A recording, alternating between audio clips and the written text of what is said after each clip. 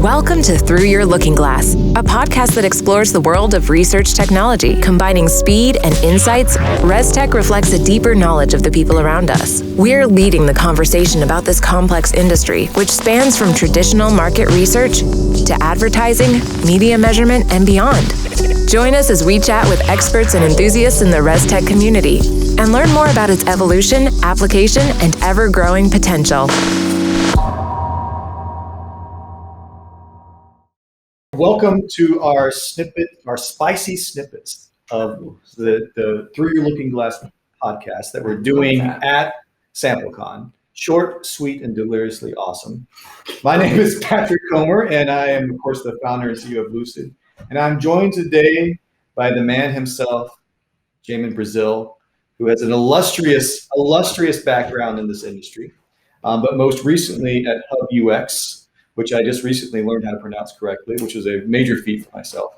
But welcome, Jamin, to our little show today at SampleCon. Absolute honor. Thank you so much. Well, I'm a little bit, honestly, nervous because you are a much more robust podcaster than I've ever been. You've been doing, Happy MR for how long has that been going on? We are at 430 episodes.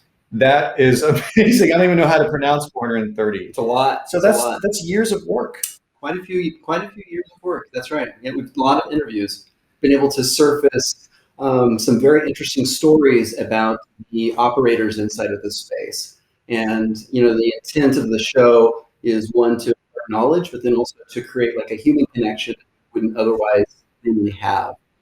That's one of the things that me about your virtual lunches is that it started with the human connection has gone from there. How often are you doing those?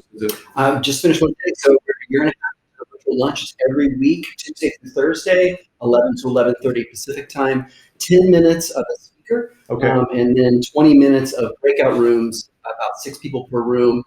Learn one thing, have fun, and make sure you make at least one new connection is the goal. Deals are done from it. So like if you're in sales, it's a great way to connect with brands. About 60% are actually from the brand space. Amazing. Yeah.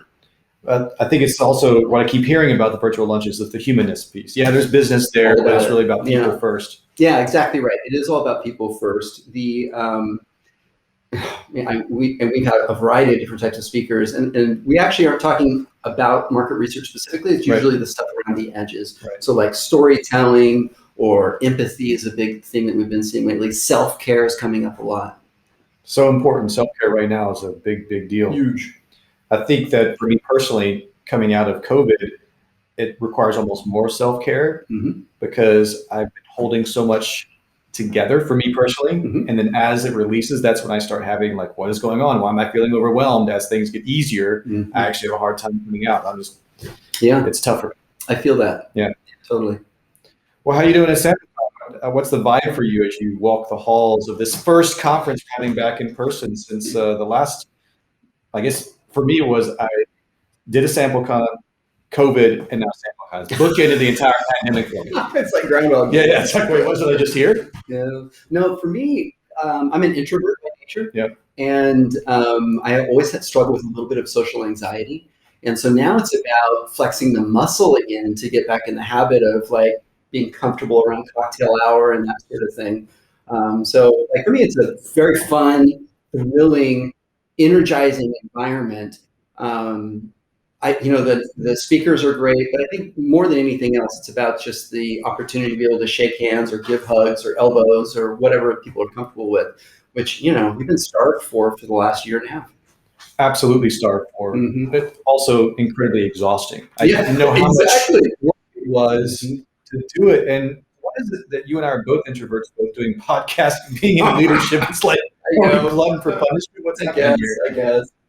What's the latest with Hub UX? Where do you stand in terms of that it's developed? So you can think about like mobile. 70% of our participants are on mobile. We do video audition questions. So if a brand wants to do 5 IDIs, quick turn, like tonight, right? Then they just post up their screener, ask a specific question about the topic, and then they can in real time view how people are answering, and then they pick those people, and then they book the interviews and do the interviews on Zoom or whatever platform that they want. Same thing happens on the survey. So it's really all about like And then real rewards, that's the other part of it. So participants are rewarded immediately after the session is over with either cash or we have done an integration with virtual incentives. Right. Yeah, so it's all about like removing the friction from the research process. And particularly on that qualitative IDI side, focus group side. Is it Yeah, mostly totally. IDIs? What's the mix of? It's pretty split. Well, in terms of like the volume, the number of sessions, it's more IDIs, but the absolute number of completes is about even. Right, that makes sense. But but what's interesting is we're seeing a big growth in integrations with survey platforms. Okay. So they'll start on Hub UX and they'll move right into a Decipher survey, for example. Okay, that makes sense. Yeah. So just like round tripping. And you know them. Experiences. I've heard of that company. Yeah. What's the new name for the whole Forsta? Is that the? Yeah, that's right. Yeah. And actually, I think the combination of the two, Confirm It and Decipher, makes a hell of a lot of sense. Or Focus Vision, excuse me. They're platforms that have been owned by private equity for a while, and now what their CEO has done, I think, is really smart by combining those. And actually, the new private equity company that's been involved is investing heavily on the tech side. So I'm excited to see where they wind up. It must be quite a experience to see your baby Decipher evolve right out of your hands into Focus Vision first, and now this combination of Confirm It. Yeah. What's that experience like emotionally? Not just I mean, it's funny. I'm in the tool on a semi-regular basis on behalf of our customers. Doing integrations and things like that.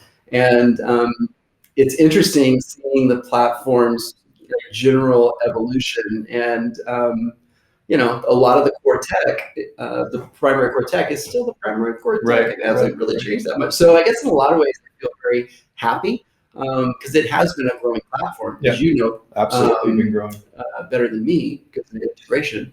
I'm very honored to have served in that role and brought that thing to market, and happy to see where it's going to end up. I hope. Well, I think there's a lot of opportunity there. Yeah. Especially as Confirm It has spent a lot of time, I'll say it, in customer experience, and Decipher is the kind of deepest platform in research. Yep. And so one would think out of the box that there's overlapping platform capabilities, but the reality is they've both been focused on different areas of insights. Totally. And so there's less kind of friction on the platform level than you might imagine out of the gate. Yeah. And there might be more friction on the or overlap on the customer side than you might think. But I think there's a lot of opportunity there. Yeah, totally agreed. Pretty thrilling. Well, what's the vibe you're getting out of SampleCon in terms of opportunity? There's a moment where we spent 18 months, obviously, doing pandemic. We get back together and we're talking about what's next, because it's been a wild year for the sample industry in terms of pricing, supply, demand. We have ResTech being defined as a term in a landscape. So what do you look at when you talk about the opportunities in front of your business and for all of us? What do you see right now? When you think about ResTech, when you back up, when you think about the tool sets that are now enabling us to connect with consumers, they're easier to use than ever before. Right. It's a lot like, it's in every way like a scalpel, right? Yeah. So, and as I've said many times, just because I have a scalpel doesn't mean I should do surgery. But what's interesting is now pick on SurveyMonkey for a minute, they have question recommenders. So they actually have data scientists who are professional market researchers, and they have created templates, and Qualtrics is the same way, that are scientifically designed instruments. If you execute that as a non-professional practitioner, then you can get out of it actual gold, like real insights, right? And so what we've seen is the democratization of insight utilization across the organization. But I believe we've seen it at about 10%. Okay. I think, and this is what's really important, is that the big growth opportunity is outside of market research for market research tools. And as you continue to see that the adoption of those tools, the Wonderman report is like my go-to. Companies that employ consumer insights at the point of decision, they outperform the market, the S&P 500, by 46 points. Right? That's big. That's a big number. Here's a bigger number. Companies that don't, they underperform by 75 points. So the question isn't, should you use consumer insights? The question is, do you want to be in business? Right. And so if the answer is yes, then you've got to figure out as an operator, how are you going to employ decision making with customer insight in real time? And so as we figure that out as at an organization, at a tool base, the ResTech stack, right? Then we are figuring it out. Then I think that 90% growth is going to just be like, and then you fast forward 5 years, and all of the VCs and all the PE and the whole NASDAQ, et cetera, are going to look back and they're like, how did we miss that? Like, you know what I'm saying? Well, hopefully they didn't miss it. Well, exactly. They're not missing it, right? They're not missing it. We see the IPOs, we see the numbers, right? You see how you did ResTech. I mean, you doubled when you published the ResTech stack, right? Document. I think was it 90 new additions onto that. Yeah. And there's a lot more. There's so much more. So yeah, it's a great time to be in our space. And the supply issue that we're having right now, I think, is the participant is the oil in our whole ecosystem. They are the material, and so it's never been more important for us to understand like how we get quality participants, what that journey looks like for them, so that we decrease the churn rates, et cetera, right? There's a lot of fixing I think we can do now that the kind of like the bones of using the analogy of raw materials, now that the conveyor belt is in place, right. Now we got to like streamline that for the participants so that we continue to create a positive environment for them. That's absolutely right. I think the current supply constraint is short-lived as the supply chain actually fills it up. But what's exciting is that there's a supply constraint mostly because of increased demand. Exactly. Because so many of the companies out there are looking at that stack, that ResTech stack, and making choices that are very different than the traditional kind of manual path. Mm-hmm. And those choices have increased the demand in a huge way. You're feeling it, I'm sure, at US. Yeah. Because people are like, yeah, I will now try to use this platform. Whereas maybe 18 months ago, they had their own traditional way. They're like, oh, we're going to send an email, pick up the phone, right? Yeah. And then we're seeing a lot of growth in niche audiences. Yeah. Right. So that's becoming, it's always been there, but it's just amazing to me how important it is for a big brand, like a CPG brand, to say, oh, but I really want to talk to, I don't know, dentists who use this particular type of filling, 5 times a week. Yeah. Of course they want that, right? They've always wanted it. It's getting more possible. Yeah, it is. Exactly. Well, this is the short and sweet version of the podcast. How's it feel? Fun. It's easier, right? Super easy. All right. Well, thanks, Jamin. I appreciate your time, man. Thanks for the opportunity. Be sure to subscribe to our show wherever you get your podcasts. For information on ResTech, our complete list of episodes, and more, visit luc.id/lookingglass.